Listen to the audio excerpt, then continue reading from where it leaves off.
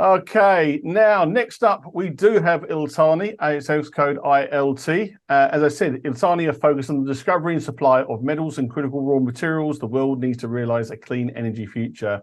Big apologies to you, Donald, but you're welcome back. We've got your slides ready. Over to you. Yeah, Paul, thank you for having me today, and thanks for everyone listening to my presentation. All right, so Iltani, this is a picture I took up on site about 2 days when I was up on site 2 days ago, and that's us drilling at Orient. So next slide, please. Just a disclaimer, right? Company overview. We listed on the ASX on the 30th of June 2023. We raised 5 million in cash. We've currently got 3.6 million in cash. The board is Anthony Riley is the non-executive chairman. I'm the MD, and Justin Machaka is the NED and the company secretary. We've got Bruce Gemmell as our technical advisor. Bruce is a ex-professor of codes down in Tassie. So we've got a portfolio of projects in Australia, the Herberton project, the Northern Base Metal project, the Rookwood project, Southern Gold project, all in Queensland, and the Mount Reid Volcanics in Tassie. Our main focus today has been on the Herberton project. Next slide, please. So the Herberton project is about 100k inland from Cairns. We've got 4 EPMs there and 1 application.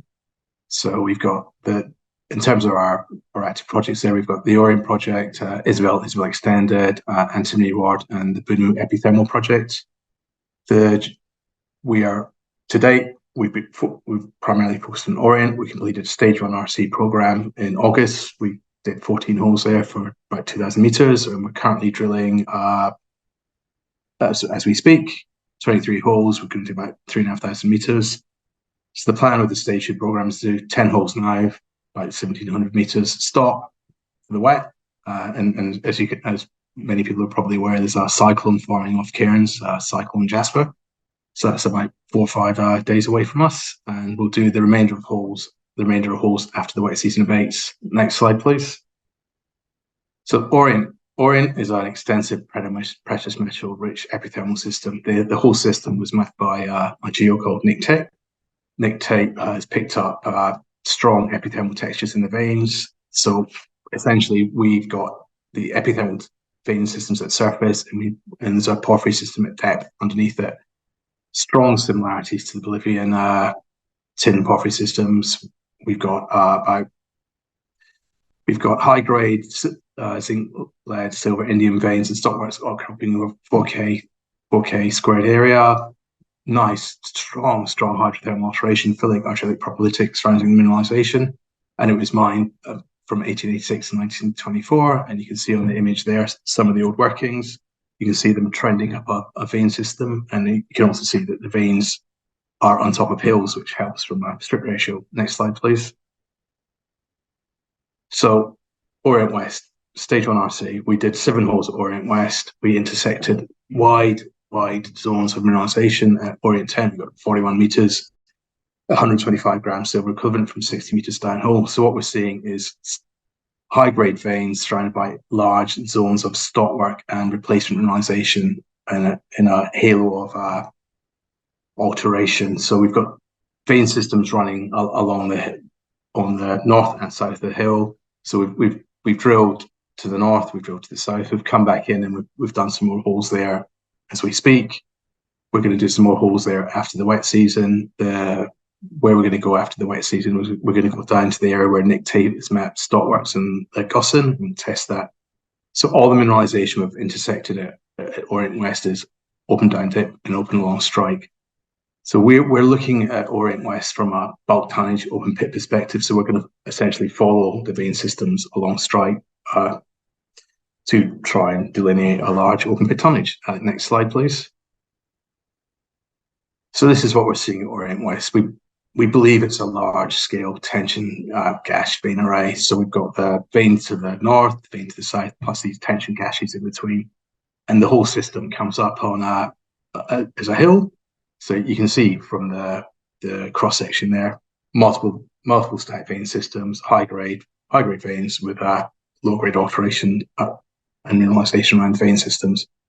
From an open pit perspective, as I said, on top of the hill, which helps the strip ratio, we mine one vein, opens up the next vein, we mine the next vein, we mine the next vein, and so on, and we extend up and down strike.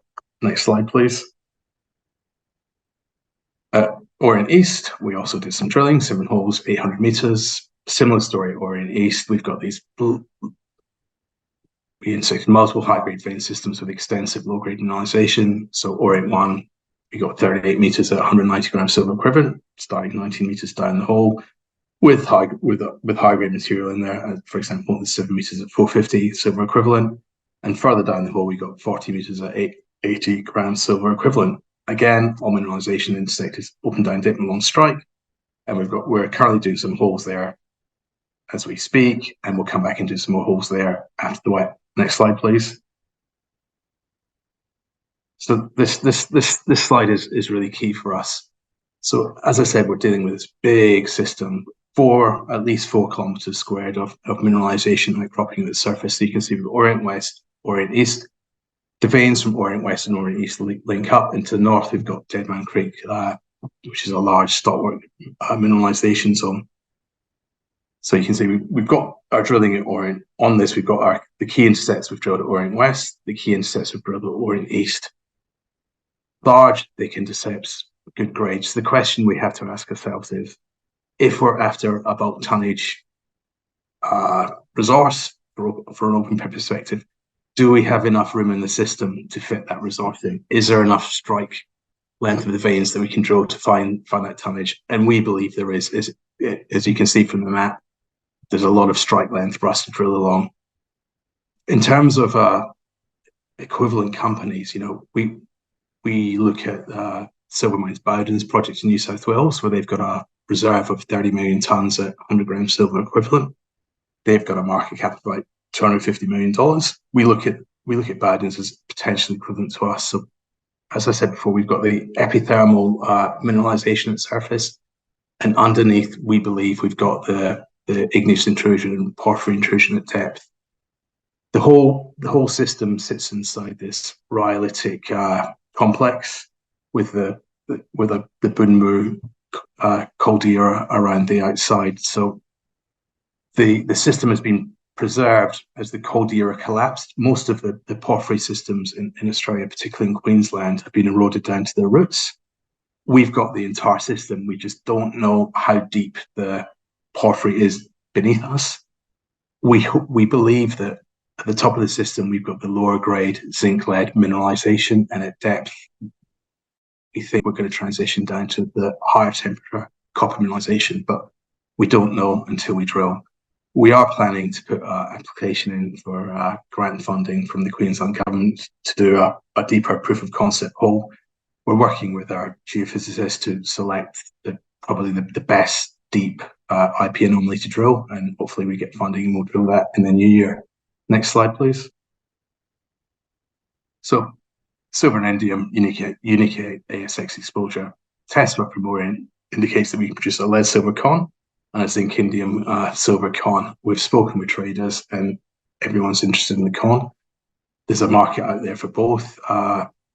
Silver, as everyone knows, silver is used in both for investment purposes and industrial uses. A growing demand driver for silver is solar panels. Each panel contains 1 ounce silver. Every EV, 2 ounces silver. So as the demand for solar panels increases, the demand for silver increases. Indium, critical raw material, supplied by multiple parties based on its strategic end uses and it potentially constrained supply. Everyone wants around with indium on them. Indium tin oxide is in the touchscreen of mobile phones.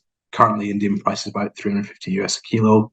So that's about half the price of silver. So we've got this really, really nice exposure to silver and indium at Orient. And next slide, please. So next 12 months, what are we going to do? We're fully funded, 3.6 million in the bank. Focus is going to be in Orient. We're going to finish. As I said, we're doing the phase 1, stage 2 drilling program underway now. We're stopping that for the wet season, and in hindsight, it looks like a good thing. We're doing that because this cyclone, it might come through. Phase 2, we're going to drill after the wet, probably in April. We're going to sit down after phase 2 and work out where we are and where we're going to go forward. Plus, in addition, we've got other exciting projects in Herbert's Advanced, which are Isabel Extended, Boonwood, and Timmy Ward, and we've got Northern Base Metal Project and the Mount Reef Project in Tasmania. Next slide, please. And this is just summary of the sort of the exploration highlights from our various projects. So the boxes in yellow are the exploration we've done. The other boxes are historical exploration, and it's all referenced in our recent IPO prospectus. So Orient, large-scale epithermal porphyry system. We believe it's Australia's most exciting silver indium exploration project. It's the only one listed on the ASX, so that's a good thing for us. Isabel, high-grade massive sulfide pipe. That's zinc, silver, indium again. Isabel extended. Polymetallic massive sulfide system last drilled in 1981. Some really nice results there we have to follow up. Also got antimony reward, high-grade antimony vein system last drilled in 2008. Again, you can see some lovely antimony results there, which we have to follow up. Funmu, we found that ourselves. Direct mapping, discovery rock chip, 7.9 grams gold. Again, we have to follow that up. Northern Base Metal, we've got Mount Mist, Brewhurst, the Northern Base Metal project, so another 100k in land from the Herberton project. Broken Hill type sulfide system at Mount Mist, which is last drilled in 2011, 2012. Some of the drill results there. Brewhurst copper vein system, last drilled in 1995. One hole in it, 3 meters at 6% copper. Again, follow that up. And the Mountain Reed Volcanics, where we've got the Mountain Reed Volcanics is Australia's premier VHMS address. It's belt of rocks in northwest Tassie. We've got the lease between the Rosebery and the Hellier-Q River deposits. So that's a really good lease for us. So we're going to target that. Next slide, please. And that's it, basically. This is the guys up on site. I took this when I was up there a couple of days ago, so you can see them sampling one of our RC holes. And you can see this RC hole was drilled on top of the hill. So again, helps with the strip ratio. Okay, then that's it. And Paul, if you've got any questions. Yeah, Donald, great job, my friend. Thanks for that. And it's a great picture to finish off with. A few questions for you here. Yep. Your Orient system has quite a bit of mining history, delivering silver, lead oxide. Can you tell us more about some of the other projects in the region? Our projects are just the general projects in the region. Just the general projects in the region. What else is around you? Herberton's got a really long history of mining. It's got about probably 150, 200 years mining history. A lot of the projects, there's a lot of small scale tin mining there up until the 1920s, 1930s. There's a copper mine nearby to us, 35k south of us. There's a mill at Mount Garner. That mill's currently on care and maintenance. The owner of the mill is in administration. So there's a long history of mining in there. But importantly, most of the mining was carried out small scale, 1880 to 1920, 1930. So you had the old timers coming in mining high grade material. High grade material, they were after direct shipping ore, to send to the smelters. Yep. And a lot of these high grade vein systems are part of a larger, lower grade bulk tonnage systems, and we're chasing the larger, low grade bulk tonnage systems. Yeah, got you. And you mentioned in your presentation that the Orient system has strong similarities to the highly productive Bolivian systems. How so? We've got the same vein mineralogy, the same geochemistry, the same alteration systems. So the closest analogies are the Bolivian tin porphyries. I could go a step further and say that the one we really want to be analogous to is Potosi, the largest silver deposit ever mined globally. But I think that's a step too far at this stage. But look, Nick Tate was really, really positive about what he saw, and we'll put some videos from his mapping up on our website. And it's, if we can, is there porphyry at depth under it? We believe so, but we'll only know when we drill, because drilling is the ultimate test of truth. Yeah, no, absolutely. And there's a question from the audience here, and they're saying, someone who's not well versed on mining, can we have a quick and sort of brief explanation around those hydrotypes you talked about? So you've got around a porphyry system, you've got basically zoned alteration. It usually goes propylitic, philic, then argillic. So the closer into the system you get, the more destructive the alteration is. So you're having the minerals in the rocks completely wiped out and replaced. So as the fluids travel through the rocks, the fluids react with the minerals in the rock, and the minerals are destroyed and essentially replaced. So the ultimate is argillic, where everything has been, so you basically get quartz and clay with quartz remaining because it's really difficult to alter. But it's the classic propylitic phyllic argillic zonation, with propylitic being chlorite epidote. Phyllic, you're starting to see more micas come in, quartz episode parma, and with argillic, the micas are destroyed to clay. So you've got a bigger alteration footprint halo around the core of mineralization. So once you understand the alteration, it helps you focus in on where the mineralization you should be. Okay, that's great. And just to finish off, what can shareholders and investors expect to see in terms of new flow as we enter the 2024? All right, so the guys dispatched the first lot of samples from drilling to ALS in Townsville yesterday.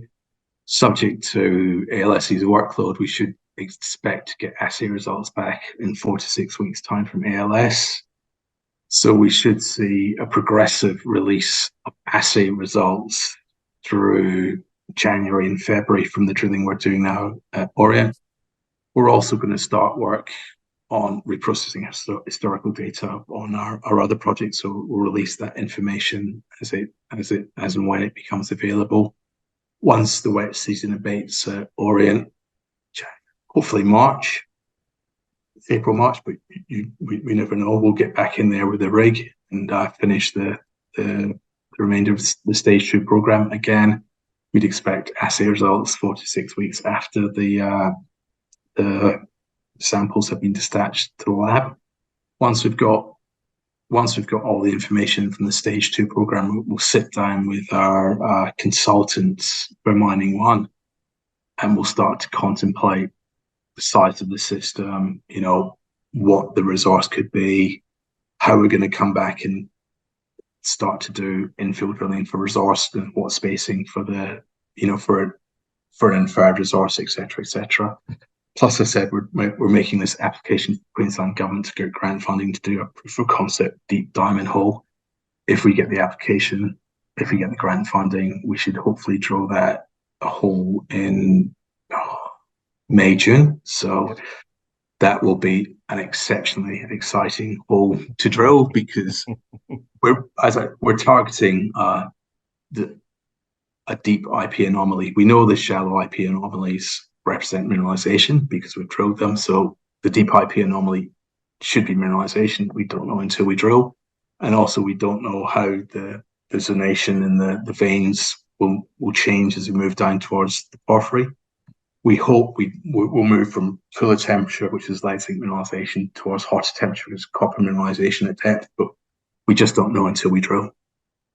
Sounds like very exciting ahead, Donald. Donald, thank you so much for your time today, and you have a great weekend. Thank you for having me, Paul. That's a pleasure.